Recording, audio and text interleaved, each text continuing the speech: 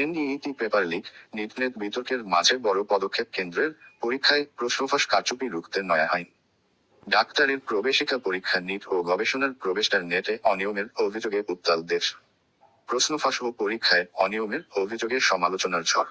বিতর্কের আবহে প্রশ্নফাঁস রুখতে বিশেষ আইন নিয়ে বিজ্ঞপ্তি জারি করেছে কেন্দ্রীয় সরকার।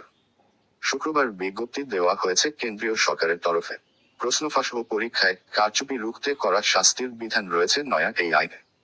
পরীক্ষা নিয়ে দুর্নীতির অভিযোগ মধ্যেই এই আইন নিয়ে বিজ্ঞপ্তি জারি করা হয়েছে।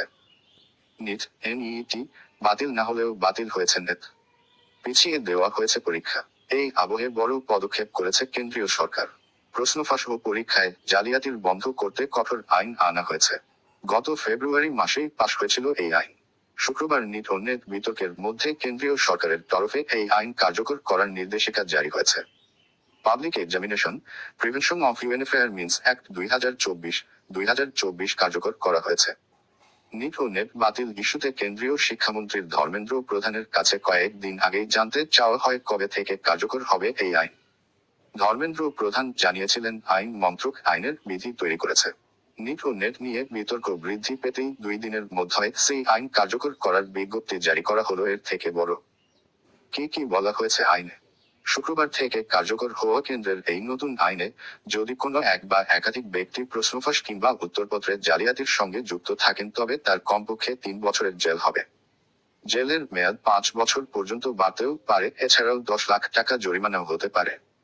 জামিন অযোগ্য ধারায় এই মামলা হবে যদি কোনো নিয়ামক সংস্থা বা পরীক্ষায় আয়োজক সংস্থার সঙ্গে যুক্ত ব্যক্তি পরীক্ষায় কারচুপি বা কোনোরকম জালিয়াতি সম্পর্কে অবগত থাকা সত্ত্বেও রিপোর্ট না করেন, তবে তাদের 1 কোটি টাকা পর্যন্ত জরিমানা ধার্য করা হবে।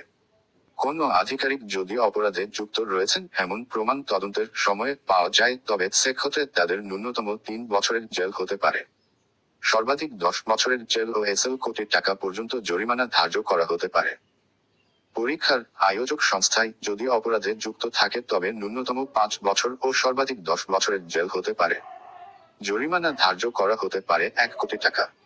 সরকারি বিজ্ঞপ্তিতে ভারতীয় ন্যায় সংহিতা উল্লেখ থাকলেও জানানো হয়েছে তা কার্যকর না হওয়া পর্যন্ত ভারতীয় দণ্ডবিধির ধারাগুলি এই আইনের ক্ষেত্রে কার্যকর থাকবে। উল্লেখ্য, আগামী 1 জুলাই থেকে ভারতীয় ন্যায় সংহিতা কার্যকর হওয়ার কথা। আপনাকে ধন্যবাদ জানাই।